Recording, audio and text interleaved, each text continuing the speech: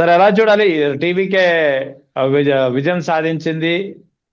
విజయం తర్వాత టీవీకే అధినేత విజయ్ రేపు మాపు ముఖ్యమంత్రిగా ప్రమాణ స్వీకారం చేయనున్నారు. సో ఎలా చూడాలి ఈయన పొలిటికల్ ప్రస్థానాన్ని? దీన్ని కంపేర్ చేస్తూ ఇక్కడ జనసేనతో పోలుస్తూ ఒక కొత్త వాదన కూడా, ఒక ఒత్తిడి అనుకోవచ్చు, ఒక కాపుల్లో అంతర్గతంగా చాలా కాలంగా ఉన్నటువంటి కోరిక కావచ్చు, తప్పులేదు అందులో. ఆ కోరికపై ఒక కంపారిజన్ నడుస్తుంది. ఎలా చూడాలి రెండు అంశాలని? ఫస్ట్ తమిళనాడులో రాజకీయాలు వేరుగా ఉన్నాయండి, ఆంధ్రప్రదేశ్ లో రాజకీయాలు వేరుగా ఉన్నాయి. తమిళనాడులో టీవీకే పార్టీ పెట్టి సింగిల్ గా వెళ్ళి సక్సెస్ అయ్యాడు విజయ్ గారు. అవును. పవన్ కళ్యాణ్ గారు 2014లో పోటీ చేస్తే మనకు ఏమైనా బాగుండేది. చేయలేదు కదా, పోటీ చేయలేదు. పోటీ చేయకుండా కూటమికి మద్దతు ఇచ్చాడు. Wrong time. 2019లో రాంగ్ టైం. జగన్ గారి వేవ్ ఉన్నప్పుడు పోటీ చేశాడు. అవును. 2024లో జనసేన వేవ్ ఉంటే కాదు కాదు కాదు మనం బాబు గారితో వెళ్ళాలని చెప్పి బాబు గారితో వెళ్ళాడు. ఇది ఎలా ఉందంటే ఇప్పుడు తమిళనాడులో అమ్మలేదు, స్టాలిన్ ఉన్నాడు, అమ్మలేదు కాబట్టి విజయ్ దూసుకెళ్ళగలిగాడు. మన రాష్ట్రంలో వైసీపీ ఉంది, టీడీపీ ఉంది, రెండు బలమైన పార్టీలు. ఈ రెండు బలమైన పార్టీలను ఢీకోవాలంటే మన పవన్ గారు సింగిల్ గెలిపోయి పోటీ చేయడం అనేది అంత బలం లేదు మనకి. కానీ ఆయన ఏం చేయాలి? 24లో సీఎం మాట్లాడుకోవాలి. ఇప్పుడు చంద్రబాబు నాయుడు గారికి మీకు సగం నాకు సగం అని ఇప్పటికే మాట్లాడుకోవాలి. 2019లో దెబ్బ తగిలిన తర్వాత 24లో మనమే గెలిపించాం ఆయన్ని. అప్పుడే మాట్లాడుకోవాలి. ఆయన చేసిన మిస్టేక్ ఏంటంటే సీఎం పోస్ట్ మాట్లాడుకోకుండా నేనేదో దేశం రాష్ట్రం కోసం ఆలోచిస్తాను, నేనేదో అధికారం ఇవ్వండి, నేనేదో చేసి చూపిస్తాను, నన్ను నమ్మి ఓట్లేయండి అని ఒక మేజర్ కమ్యూనిటీని మభ్యపెట్టి నన్ను ఈ రోజు ప్రశ్నిస్తాం కుదరదు, మీరు నా లీడర్షిప్ లో పనిచేయాలి, నేను చాలా బలంగా పార్టీ నడుపుతానని కౌరులు చెప్తున్నాడు. ఆయన మాటల యొక్క ఇంపాక్ట్ స్థానిక సంస్థల్లో చూస్తారు మీరు. విజయ్ డైరెక్ట్ గా వెళ్ళాడు, కరెక్టే. కానీ పవన్ కళ్యాణ్ గారు డైరెక్ట్ గా వెళ్ళి రిస్క్ చేయక్కర్లేదండి. చంద్రబాబు నాయుడుతో బేరమాడుకోమనండి. లేదు నేను డైరెక్ట్ గా వెళ్ళిపోతానని చెప్పానండి చంద్రబాబు నాయుడిని. చంద్రబాబు నాయుడు గారితో పవన్ కళ్యాణ్ గారు డైరెక్ట్ గా వెళ్ళిపోతాను నేను, లేదా నాకు సీఎం ఇవ్వండి సగం అని మాట్లాడితే సీఎం ఇచ్చి తీరాలి టీడీపీ. డైరెక్ట్ గా పవన్ కళ్యాణ్ గారు పోటీ చేస్తే జనసేన దెబ్బకి 80 సీట్లలో టీడీపీ అవుట్. ఈ విషయం మేము మొత్తుకుంటున్నాం సోషల్ మీడియా వేదికగా. కానీ మా వాయిస్ ఆయన చేరుకోవాలి. ఆయన సింగిల్ గా వెళ్ళిపోమని, లేదంటే కొలాప్స్ అయిపోమని, లేదు దెబ్బతినమని మేము చెప్పట్లా. ఇంకొక అంశం అండి, టీవీకే విజయ్ గారు రాష్ట్రం మొత్తం పర్యటించి రాష్ట్రం మొత్తం పార్టీని బలోపేతం చేయడానికి ట్రై చేశాడు. పవన్ కళ్యాణ్ గారు 2 జిల్లాలే తిరుగుతాడు, లేదా 3 జిల్లాలే తిరుగుతాడు. రాష్ట్రం మొత్తం తిరగొచ్చు కదా. ఈయనకున్న రిస్ట్రిక్షన్ ఏంటి చెప్పాలి కదా జన సైనికులకి. జనసేన పేరు చెప్పి మాలంటంలో టైం వేస్ట్ చేసుకుని, డబ్బులు వేస్ట్ చేసుకుని మేము దెబ్బతినేసాం బాబోయ్ అంటున్నా పట్టించుకోడు.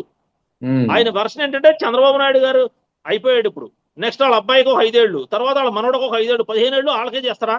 చెప్పమని ఆయన్ని. ఆయన క్లారిటీ ఇవ్వాల్సిన సమయం వచ్చింది.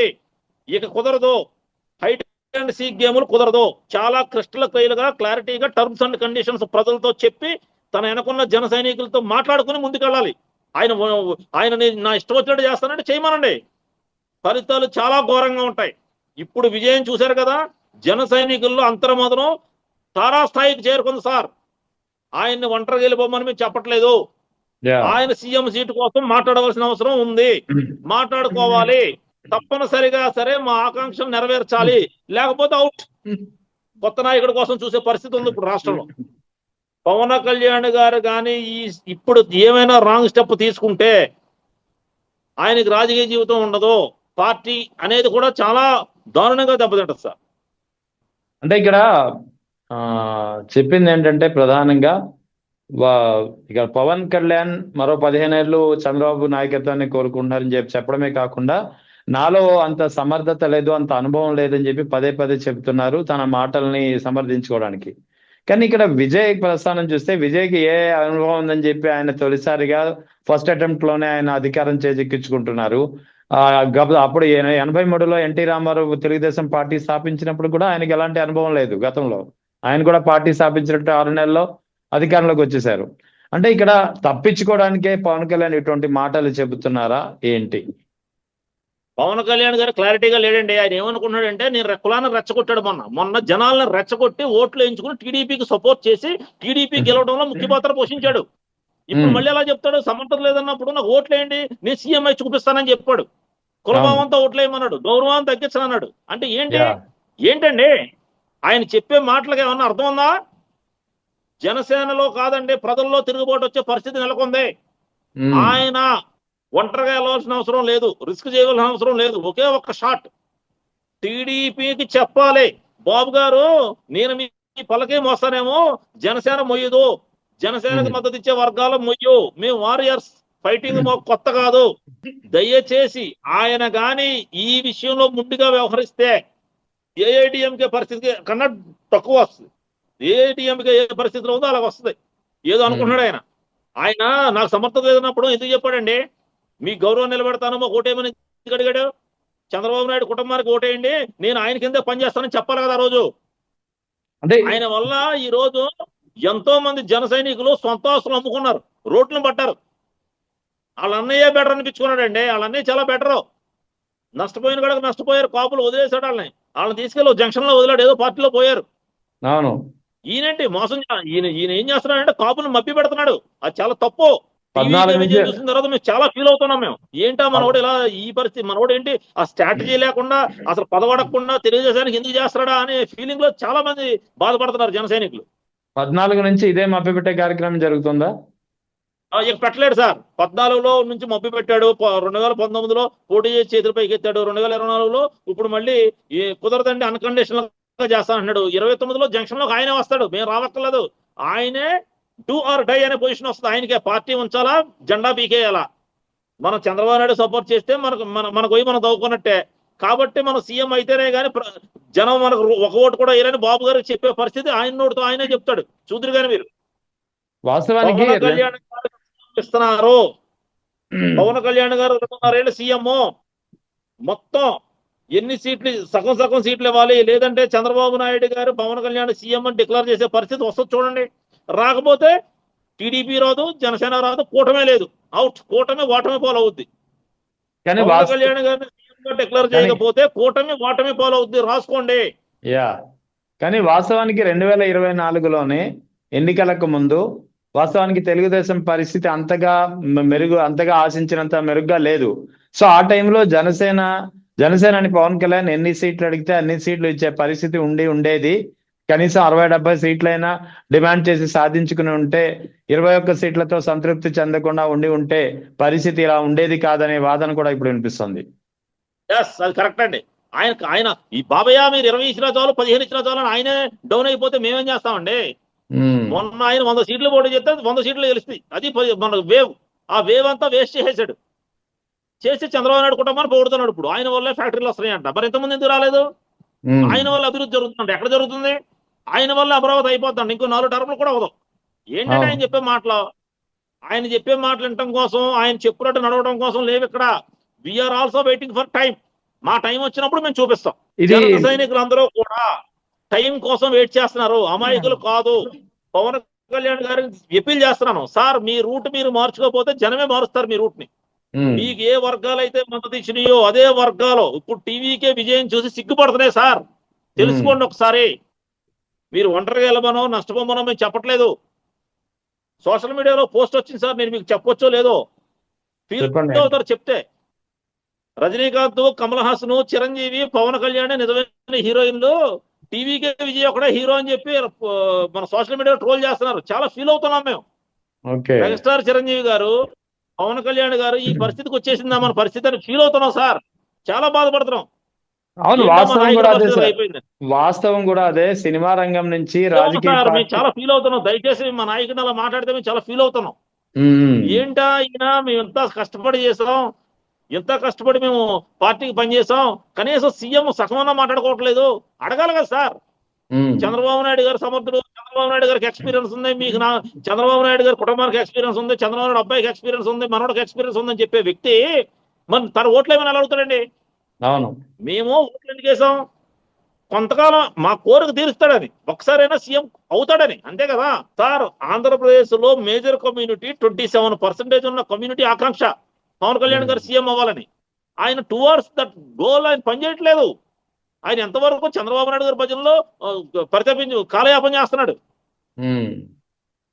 ఇప్పుడు టీవీకే విజయం చూసిన తర్వాత మా జన సైనికులందరికీ కూడా ఇంకో బాధ పెరిగిపోయింది. ఏంటిది మనోడు ఎందుకు ప్రాపర్ వేలో ట్రై చేయట్లేదు, దీని వెనకాల ఏముంది అనే ఫీలింగ్ కలుగుతుంది మాకు. ఇది కేవలం సార్ టీడీపీ పరిస్థితి ఎలా ఉందో చెప్పనా? మా నాయకుడు నాదెండ్ల మనోహర్ గారు తండ్రి చనిపోయారు. చంద్రబాబు నాయుడు కానీ లోకేష్ గానీ వెళ్ళారా చూడటానికి? చెప్పండి సార్. అవును. ఎందుకు వెళ్ళలేదు? వెళ్ళరు, వాళ్ళకి అవసరం లేదు. ఇది పరిస్థితి.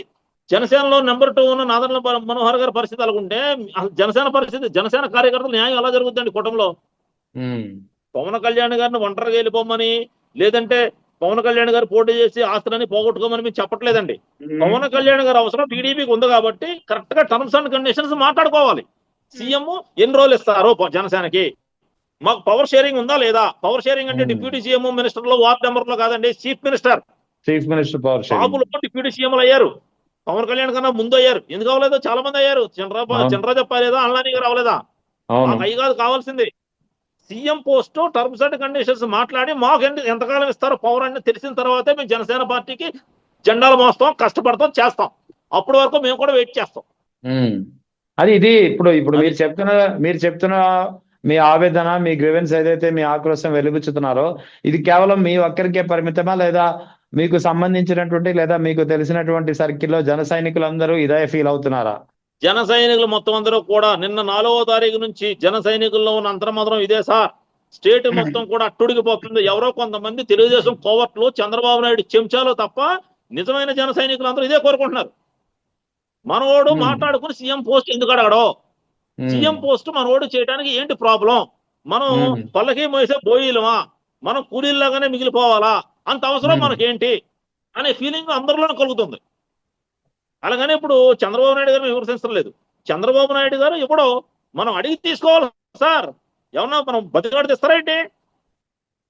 మరి మీటింగ్ ఏమైనా పెట్టుకుంటున్నారా? దీనికి సంబంధించినటువంటి కార్యాచరణ అయినా రూపొందించేందుకు అంటున్నారండి. ఇంకా మీటింగ్లు పెడతారు నెక్స్ట్ అంటున్నారు. అది కూడా జరుగుతాయి. కార్యకర్తల మీటింగ్లు జరుగుతాయి, జన సైనికుల మీటింగ్లు జరుగుతాయి. ఇంకా టైం దగ్గరికి వచ్చింది కదా, ఇంకొక 1 year లో మొత్తం అన్ని జరుగుతాయి. మీరేం టెన్షన్ పడక్కర్లేదు. అందరూ కూడా చాలా చాలా చాలా ప్రిపేర్డ్ గా ఉన్నారు.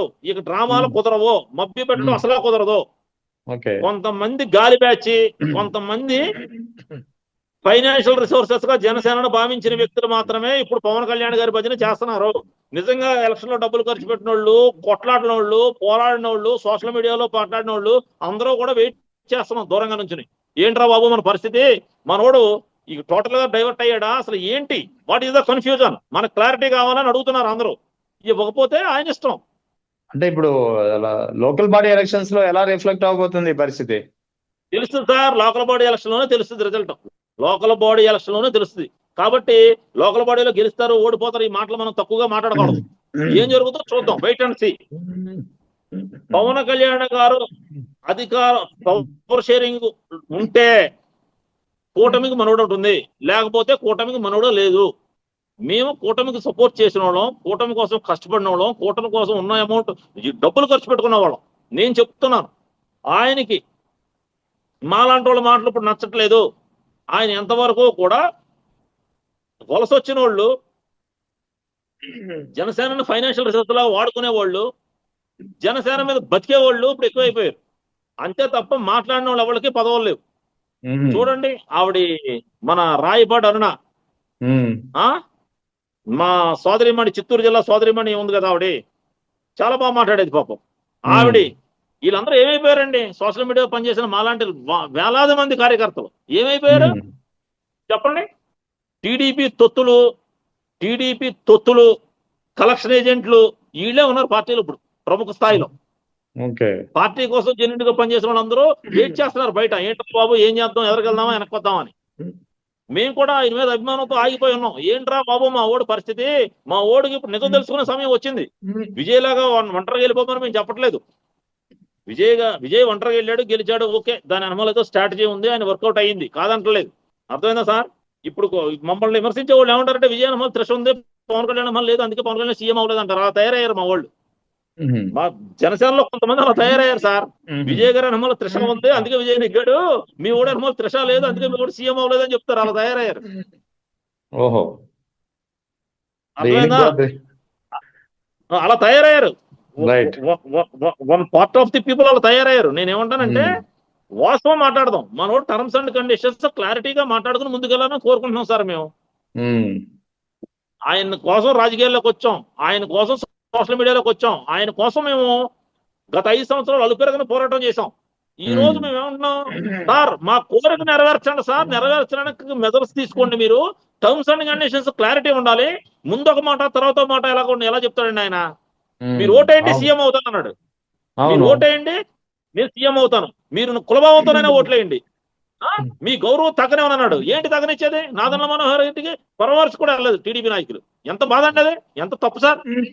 నాదన్న మనోహర్ గారు పార్టీ కోసం సెకండ్ ప్లేస్ లో ఉన్న వ్యక్తి, ఆయన సీఎం గారు అబ్బాయి. వాళ్ళ నాన్నగారు చూడటానికి కూడా వెళ్ళలేదండి పరామర్శకి టీడీపీ లోకేష్ చంద్రబాబు నాయుడు గారు.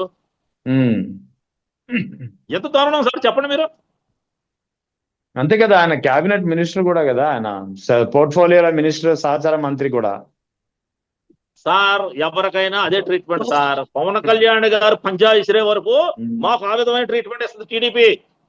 2019 లో టీడీపీ వల్ల, జనసేన వల్ల టీడీపీకి 80 సీట్లలో గల్లంత అయిపోయింది పార్టీ. ఇప్పుడు కూడా అయిపోతాయి. ఆయన ఒంటరి వెళ్తే 60 సీట్లు టీడీపీ గల్లంతు. స్టాటిస్టిక్స్ ఉన్నాయి, ఇమ్మంటారా? షేర్ చేస్తాను కావాలంటే. కానీ నాయకుడు ఏంటంటే బాబు గారు 10లో ఉన్నాడు. బాబు గారు 5 ఏళ్ళు, వాళ్ళ అబ్బాయి 5 ఏళ్ళు, తర్వాత మనోడికి 5 ఏళ్ళు, తర్వాత మా పరిస్థితి ఏంటి? మేమేం చేయాలి? ఆయన ట్రాన్స్ లోంచి బయటకు రావాలని, విజయం చూసి నేర్చుకోవాలని, అర్థమైందండి. ఏదో ఒంటరి వెళ్ళిపోమని, ఏదో కంగారుపడి నిర్ణయాలు తీసుకోమని చెప్పట్లేదు. కూటమితో ఎలా ఉంటే మన మన మన పవర్ షేరింగ్ లో మన వాటా ఎంత? 2 years, 1.5 years, 2 years, 2.5 years చెప్పనండి. అప్పుడు మనం ముందుకెళ్దాం. అంతేగాని గొర్రెలాగా జై జనసేన అని ఎవడో రాడు, అంత అవసరం కూడా లేదు. జన సైనికులు ఎవరికైనా రూపం ఉపయోగపడింది ఈ కూటమి ప్రభుత్వం చెప్పమనండి.